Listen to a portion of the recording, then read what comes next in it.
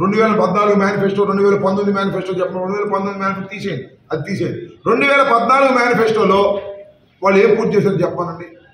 చర్చకు రమ్మనండి, చర్చకు సిద్ధం. వాళ్ళ మేనిఫెస్టో, మా మేనిఫెస్టో. నేను ఏంటంటే బ్లాక్ అండ్ వైట్లో ఇచ్చినటువంటి 99% వాగ్దానాలు నెరవేర్చినటువంటి ప్రభుత్వం. ఏదో అరాకొర ఉంటే ఇంకా చూస్తాం, లేదంటే మళ్ళీ మేము వస్తాం తీరుస్తాం. అరాకొర ఉంటే 100కి 100 పాళ్ళు తీర్చలేకపోవచ్చు. ఎవరు అడుగుతున్నారు మమ్మల్ని ప్రశ్న? ఒక్క హామీని కూడా నెరవేర్చినటువంటి తెలుగుదేశం అడుగుతాం.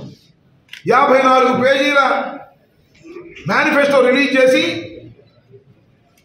ఎన్నికలు అయిపోయిన తర్వాత ఆ మేనిఫెస్టోని తగలేసేసి, ఆ మేనిఫెస్టోని వెబ్సైట్లో తీసేసి ఎవరన్నా చూస్తే తిడతారని అలాంటి దౌర్భాగ్యమైన పార్టీ మమ్మల్ని అడిగే హక్కు ఉందా అని అడుగుతున్నాను. నేను మనవి చేస్తున్నా, మీరు ఏ ఆఫీస్కైనా వెళ్ళండి, ఫ్రేమ్ పెట్టి ఉంటుంది మా మేనిఫెస్టో. మినిస్టర్ టేబుల్ మీద ఉంటుంది మేనిఫెస్టో.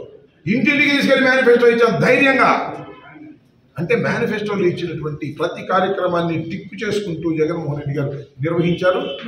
0.2% లేదా 1% వదిలేసి క్షమాపణ తప్ప వేరే విషయం కాదని కూడా ఈ సందర్భంగా మనవి చేస్తున్నా. మా మేనిఫెస్టో గురించి మాట్లాడే నైతిక అర్హత తెలుగుదేశానికి లేదు. 14 సంవత్సరాలు ఈ రాష్ట్రాన్ని పరిపాలించినటువంటి చంద్రబాబుకి మరింతగా లేదు. అన్ని వాగ్దానాలు నెరవేర్చినటువంటి వ్యక్తి, 100కి 99% వాగ్దానాలు నెరవేర్చినటువంటి వ్యక్తి జగన్మోహన్ రెడ్డి గారు. 1, 2 ఏపీకి మా ప్రపోజల్ ఇంకా ఆ స్టేలో ఉంది కాబట్టి లీగల్గా అమరావతి అని చెప్తాం. ప్రస్తుతం అమరావతిలోనే ఉన్నాయి కదా. నేను ఇది ఒక పిచ్చి పరిశీలన అంటే మీరు కాస్త క్షమించాలి. తెలుగుదేశం వాళ్ళు అడుగుతూ ఉన్నారు, మీరు అమరావతి రాజధాని అంటే ఏం చెప్తారు మా పిల్లలకి అమెరికాలో అడిగితే. మీరు అమరావతిని వ్యతిరేకించి మళ్ళీ 3 రాజధానులు చెప్పారు. చెప్పాం కదా, ఇప్పుడు దాని మీద ఉన్నాం. దాని మీద క్లారిటీ లేదు కదా. ఇప్పుడు మీద we're on that stand only, but it is in the supreme court litigation. How can I speak that? మేము ఇప్పటికీ చెప్తున్నాం మా విధానం 3 రాజధానులే. అమ్మో 3 రాజధానులు అయితే కొంప అంటుకుపోతాయి. అంటుకుపోదు మరి పొలాలు కొనుక్కున్నోడికి, అంటుకుపోదు మరి కోట్లు పెట్టుబడి పెట్టినోడికి. మేము 3 రాజధానులే మా విధానం ఇప్పటికీ ఎప్పటికీ కూడా. దాంతోనే మేము ఎన్నికలకు వెళ్తాం, దానిలో ఏమి సందేహం ఏమి లేదు, మాట మార్చే ప్రశ్నే లేదు. But that is in the court. Stay ఉంది కాబట్టి మేము షిఫ్ట్ కావట్లేదు. ఎప్పుడు స్టే దొరికిపోతే అప్పుడు షిఫ్ట్ అవుతాం. ఇప్పుడు అడిగితే అమరావతి అంటాం, మా విధానం మాత్రం 3 రాజధానులు అంటాం. మళ్ళా మా ప్రభుత్వం వస్తుంది, 3 రాజధానులు చేస్తాం. హైకోర్టు కర్నూలులో ఉంటుంది, శాసనసభ అమరావతిలో ఉంటుంది, సెక్రటేరియట్ విశాఖపట్నంలో ఉంటుంది. ఇదే మా విధానం. దీనిలో ఏ విధమైన మార్పు ఉండదు, ఉండబోదు. మీరు ఒకసారి రాజకీయాలు మీరే ఉన్నారు.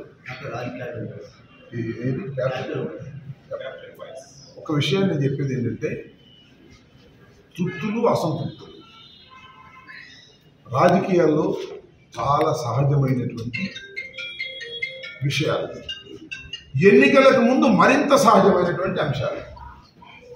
నేను ఒకటే చెప్తున్నా, మాకున్నటువంటి 175 and 25 ఇవి మేము డిసైడ్ చేసుకుంటున్నప్పుడు టిక్కెట్ ఆశించి రాని వారు అసంతృప్తిగా ఉంటారు. వారిని కన్విన్స్ చేసుకునే ప్రయత్నం చేస్తాం. మేము టిక్కెట్టు అనిల్ కుమార్ గారికి ఇచ్చామనగానే ఒక పార్లమెంట్ సభ్యులు పార్టీనే మారిపోయారు. You don't care all these things. మీరు ఒకటే గుర్తుపెట్టుకోమని మనం చేస్తున్నాం. ఈ పార్టీలో ఉండే అసంతృప్తులు ఆ పార్టీలో లేవా? చూద్దాం. వాళ్ళు టికెట్ డిసైడ్ చేయలేదు, ఏం జరిగిందో చూద్దాం.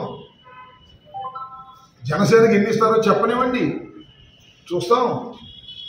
ఈ పార్టీ నుంచి వెళ్ళిన వాళ్ళకి ఆ పార్టీలో ఎన్ని సీట్లు ఇస్తారో చూడండి, అప్పుడు చూద్దాం. ముందుంది ముసళ్ళ పండగ, కొందరు ఏ పడాల్సిన అవసరం లేదు. We're very clarity. ఒకటే చెప్తున్నా, టోటల్ స్క్రీన్ మీద ఇద్దరే ఉన్నారు. ఒకరు జగన్మోహన్ రెడ్డి గారు, మరొకరు చంద్రబాబు నాయుడు గారు.